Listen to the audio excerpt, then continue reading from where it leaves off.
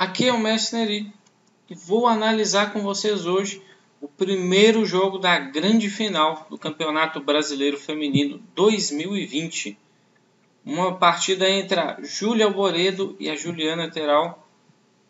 Então, pessoal, deixe aí sua curtida, deixe seu comentário, se inscreva no canal e vamos à partida. Então, a partida aí, Juliana Teral de pretas, Júlia Alboredo de brancas. A partida iniciou com D4, cavalo F6, C4, E6, cavalo C3, bispo B4. Estamos numa posição básica da defesa Niso-Índia. E aqui a Júlia Alboredo jogou o F3. O F3 é um interessante movimento que as brancas procuram aqui jogar. Um futuro E4 e tem um grande domínio central. O interessante desse lance é a grande resposta que a Juliana Teral trouxe, foi o cavalo H5. Essa posição, os lances mais indicados na posição, os lances mais estudados são D5, C5, são os lances mais utilizados, né, com o intuito mesmo de já tentar quebrar o forte centro branco, que as brancas vão naturalmente jogar o seu movimento E4. Mas se nós olharmos, né, isso aqui é uma batalha entre as duas melhores jogadoras do país, né? Afinal, essa é a final do brasileiro, né? Então, ambas jogadoras com certeza devem ter se estudado bastante, se preparado. E a curiosidade é que essa variante cavalo H5 não é tão usual, né? Fazendo uma pesquisa na base, temos aí uma partida até do FIA em 2005, né, contra o mestre FI de Roberta Assunção. Achei uma partida dessa também do Gazel e Berardino. Então encontrei algumas partidas interessantes, né, entre os brasileiros mesmo, fazendo essas referências. E é uma variante muito interessante, né? Esse cavalo H5 ele é interessante. E provavelmente aqui a Alboredo não devia estar esperando essa variante, né? Geralmente essa variante aqui deve ter sido um elemento surpresa, né? O que eu acho que o F3 ele pode já ter vindo como um elemento surpresa para tentar surpreender aqui as pretas, mas o cavalo H5 também foi um elemento surpresa. Então, uma guerra aí na abertura bem interessante entre variantes, essa escolha de variantes aí. Então vamos lá, continuando o jogo, o Alboredo seguiu com cavalo H3, já que o cavalo não tem mais disponível a casa F3, né? Então temos que tirar o cavalo. Tirou ele para H3, o cavalo vai jogar legal aqui, vai ter uma força na casa F2 também, trabalha um pouco no centro, né? Então não tem nada demais esse lance, é um lance interessante. Seguiu F5 e aqui começa a lembrar aquelas posições de holandesa. Esse F5 atua diretamente já no centro, é um lance bem interessante.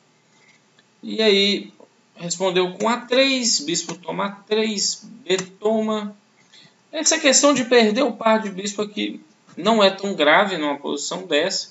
Afinal, joguei o bispo em B4, geralmente para aguardar o momento certo de tomar. E aí, após esse B toma C3, jogou D6. O D6 também é para poder ter a sua segurança ali central. É um lance também que vai liberar a casa D7 para pulos do cavalo. Inclusive o próprio bispo, apesar de não parecer ter tanta lógica aí na casa D7, ele pode sim jogar aqui tranquilamente, sem problemas. Seguiu o cavalo F2, roque, E4 e F4. Nesse momento, essa posição ganha uma característica próxima a uma defesa índia do rei. Aqui parece que as pretas vão iniciar aqueles ataques na ala, estilo uma índia do rei. Ficou bem curiosa essa posição, muito interessante mesmo. Respondeu com bispo D3 e E5, até para ganhar aquela característica de índia do rei mesmo. Aqui o Alboredo rocou, e se as brancas tivessem jogado algo como D5, sem dúvida, isso era uma interrogação, isso não seria fraco, porque essa posição iria ser facilmente bloqueada, o C5 aqui iria ser dificilmente jogado. As pretas poderiam jogar com B6 inicialmente, deixando a estrutura rígida, cavalo D7, inclusive para pôr um cavalo ali futuramente. E se A4 responde com A5 e o branco perderia ponto de ruptura. Ele não teria uma ruptura tanto no centro quanto na ala da dama. E aqui provavelmente aí essa posição poderia ser jogada bem ao estilo de Índia do Rei, até jogando rei H8 e mandando as peças lá para cima do rei das brancas, que provavelmente rocaria menor. Então por isso não foi jogado o movimento D5, foi jogado o roque, cavalo C6, até aquele lance, um lance de desenvolvimento, né, uma passagem do cavalo para o do rei, né, e sonhando com o avanço branco. É lógico que as brancas não precisam de errar, mas caso avançar vai cair em tudo que eu acabei de falar aí, sendo benéfico às pretas. E aí as brancas responderam com bispo B2, dama G5, vão para cima do rei, cria pressão, pode até não ter nada de forma clara nesse momento, mas essa pressão é muito incômoda. Essa pressão que existe, ela incomoda o jogador que está do outro lado aí, que no caso, o jogador das brancas. Seguiu o cavalo G4, dama H4 aqui. É interessante a possibilidade de bispo toma G4, que seria uma interessante possibilidade. Se bispo toma, peão toma, cavalo F3 e H3, nós caímos de uma posição onde temos par de bispo contra par de cavalo. Porém, o rei branco começa a querer levar ataques aí perigosos. Uma variante bem ousada, né, mas seria interessante. As pretas não quiseram entrar em nada disso, jogou com dama H4. O dama H4, inclusive, começa a querer fazer temas, como um futuro cavalo G3. Tem temas como esse. Vejamos um breve exemplo. Eu vou dar um exemplo aqui. Vamos fazer lances mais modestos aqui por parte das brancas. Vamos lá, vamos jogar um dama E2, fazer uma conexão das torres. Vou simplesmente aqui agora eliminar o cavalo. Peão toma, cavalo G3 e logicamente tem que contar com o erro do branco, que seria a captura. F toma e ameacei mate em H2 de forma inevitável. Esse mate aí não tem como evitar, ou vai perder grande material às vezes para não levar um mate. Então interessante esse tema, logicamente isso aqui conta com um eventual erro. Então, dama H4 foi um lance bem agressivo, tem as suas ameaças. E agora aqui um lance muito interessante por parte das brancas. A branca aqui exclamou jogando C5. Sem dúvida, esse lance é muito bom. E por que eu dou uma exclamação nesse lance? Porque as pretas, nós já vimos aqui claramente que as pretas vão atacar na ala do rei aqui mesmo. Esse é um dos objetivos do momento aqui que as pretas têm. Então a branca não pode sentar e assistir esse ataque chegar lá no rei branco. Tem que abrir o centro, tem que agredir a ala da dama, tem que abrir essa posição para esse ataque morrer. Entra naquela famosa estratégia básica. Contra um ataque na ala, contra-ataque no centro. Então C5 aqui é um interessante lance. As pretas responderam com o cavalo F6. O branco recuou, cavalo F2. D por C5, e aqui as brancas jogaram bispo B5. Bispo B5 é assim para incomodar a estrutura, criar algum problema. Não adianta muito as pretas capturarem nesse exato momento. Vai estar favorecendo o branco, está abrindo a posição. Se captura aqui, o branco poderia capturar de volta. Se B toma bispo, C toma D4. E aí se as pretas tomarem, a posição abriu completamente. Eu não vejo mais aquele ataque preto tão poderoso quanto antes. Porque a posição, né, abriu completamente. Mas não aconteceu nada disso. Foi jogado o bispo B5. E as pretas recuaram aqui o cavalo para E7. Evitando essa possível aqui quebra, né, da ala da dama das pretas. E o cavalo no fundo vai ser um auxiliar a um futuro ataque no rei. As brancas jogaram cavalo D3. Eu acredito que até pela proposta estratégica da posição seria interessante fazer D por E5. porque está abre uma coluna na posição aqui, que apesar a própria dama pode ser um alvo, essa coluna vai servir muito bem para as torres brancas futuramente. Temos aí lances futuros aqui. Vamos lá, esse cavalo está ameaçado. Vamos jogar o cavalo H5 com aquelas ideias que eu acabei de mostrar. E aí temos alguma coisa como dama cheque, rei sai. E as próprias torres podem jogar aqui na coluna D, buscando aí contra-ataque, né, por parte das brancas. Então tinha essa interessante variante, mas jogou com o cavalo D3. Aí as pretas capturaram de E, que era o peão que estava caindo. C toma e dama B3. Dama B3 foi cheque, rei H8. Bispo por D4. E acredito que o plano branco aqui funcionou. As brancas aqui atingiram um dos seus objetivos, que era abrir esse centro aí das pretas e agora agredir na ala da dama, até para esse ataque não ter tanto poder, né? Não ser um ataque tão poderoso. Seguiu aqui cavalo G6. Né? Esse cavalo estava no A, está solto. O cavalo G6 fica uma peça um pouco mais aqui segura, né? Sem tanto risco de levar algum truque. E futuramente, quem sabe, ele pode participar do ataque. Seguiu então o bispo C5, atacou a torre D8, torre de AD1, bispo D7. Nesse momento aqui, a Juliana entrega o peão de B7, mas é uma entrega muito consciente. Às vezes até pela necessidade de libertar as peças. Porque não pode ficar querendo segurar esses peões aqui a todo custo e se as peças ficam presas. Nós temos que dar ênfase ao desenvolvimento. Tem que pôr as peças em jogo. A atividade é muito importante, mesmo à custa de um peão.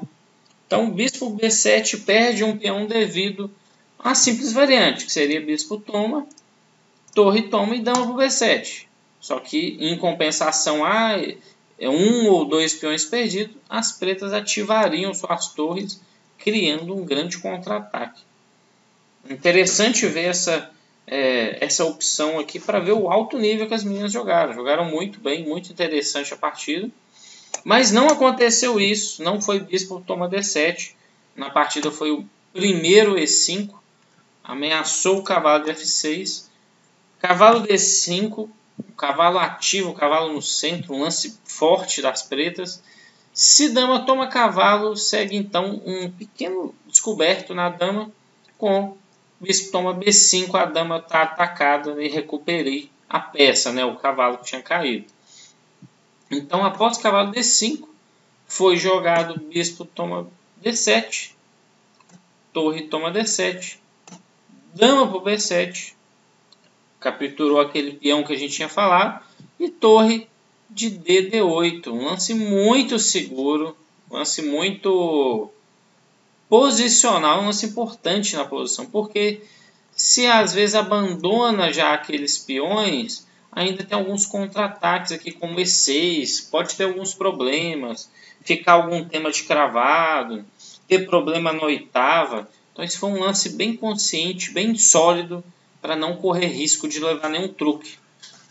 Então, ao mesmo tempo que está tendo aqui uma pressão do branco, as pretas também estão se defendendo bem. Seguiu então, após esse torre de DD8, foi jogado um movimento cavalo B4. Após cavalo B4, as pretas jogou um cavalo C3, atacou a torre branca, torre de D1. Nesse momento, eu acredito que o branco tenha uma vantagem aqui interessante, pois aqui um peão ou outro vai cair das pretas e esse peão passado aqui é perigoso, né? Porém, ambas jogadoras estão se apurando muito no relógio, né?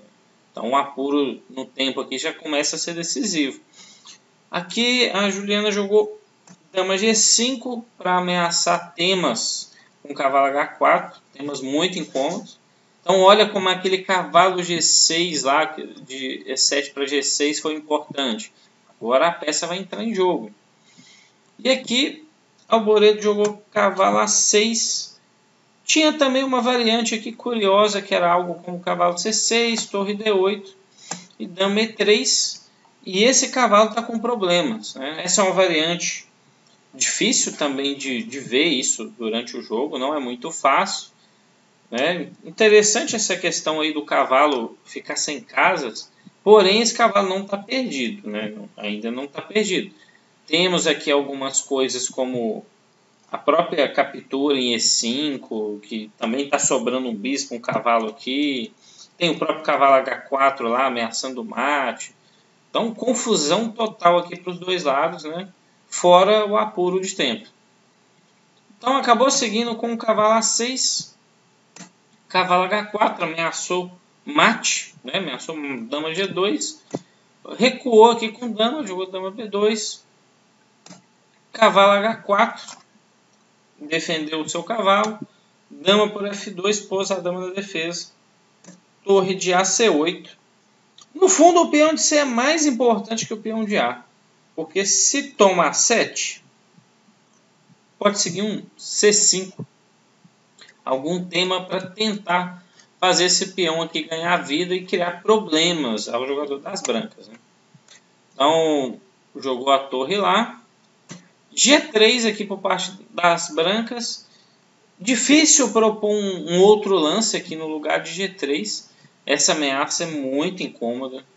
Realmente não é agradável. Então jogou aí G3, dá uma debilitada a mais no rei. Torre D3, exclamou, né? Lance forte, bateu no ponto F3.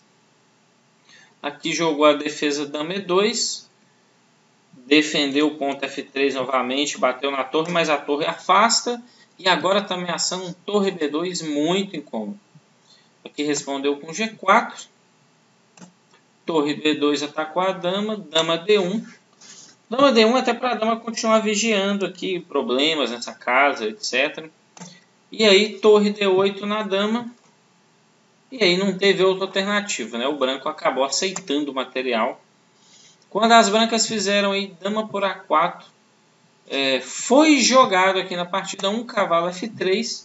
E aqui nós já tínhamos um interessante arremate para as pretas, que era o arremate com dama H6. Dama H6 ameaça um tema poderosíssimo na casa H2, né? Um tema de mate. Caso jogasse um torre F2 como um exemplo de defesa, teria um cavalo tomar F3. Se tomasse esse cavalo de torre, dama cheque, rei F1, mate. Se não tomasse, jogasse um rei H1, iria ser um mate até bonito, seria com dama toma H2, torre toma, torre mate. Também não poderia. Se jogasse rei F1, dama cheque H3, única, seguido de mate. Ou seja, difícil defesa essa posição. O dama H6 era um lance muito sutil para encontrar com pouco tempo, né? Ambas jogadoras aqui já estavam com o tempo mais apurado. Então, um lance bem bonito. Então foi jogado o cavalo F3, que é um sacrifício também bem bonito, bem interessante. E que após o cavalo F3 seguiu torre toma, dama toma G4, torre G3 para tentar segurar alguma coisa. E aí dama H4 muito bom. Porque dama H4 tem uma ação intermediária na torre e ameaçou o mate. Então aqui se jogasse um torre G2, simplesmente eu levava mate. E aí jogou bispo F2. Então aqui torre por F2, rei por F2, que seria uma opção, né? No caso foi jogado torre G2, mas caso acontecesse rei toma F2, teria que simplesmente F toma G3 cheque com a queda da dama. Seria decisivo, né? Um pequeno descoberto. Então, após torre toma F2, aqui foi respondido com torre G2. Seguiu então torre toma, rei toma, dama toma E1. Temos uma dama e torre aqui contra dama e cavalo. Mas o grande problema ainda é a posição do rei branco, que está muito exposta. Então aqui as brancas jogou cavalo para C7. E aí tem um F3 aqui que foi jogado. Teríamos um pequeno arremate com dama E2 cheque. Se o rei for para H1, mate. Não pode. Se o rei for para G1, F3 ameaçou. Mate aqui. E também tem um tema de torre D1 decisivo. Se jogasse, após esse dama E2, jogasse um rei H3, seguiria um pouco mais complexo aí. Um dama F3 cheque, rei H4, H5 ameaçou mate, seria um lance poderosíssimo aqui. Se joga G6 também muito forte, ameaçou mate aqui também. Se tenta sair com o rei, torre F8, fechou o rei e ameaçou mate em H5 aqui, contra as maiorias das sequências que tiverem aqui o branco. Então tinha esse tema também de dama E2 bem interessante, mas o F3 é bem prático, um lance bem legal. Rei toma, torre cheque, e aqui as brancas abandonaram. E aí a Juliana ganhou essa primeira partida da grande final. É uma partida muito rica aqui em conceitos dos dois lados, né? Uma verdadeira batalha aí de uma grande final. Então, espero que vocês tenham gostado aí. Deixe seu comentário. Quem que vocês acham que vão ganhar a partida número 2 aí? Deixe lá no seu comentário, se inscreva no canal e até a próxima.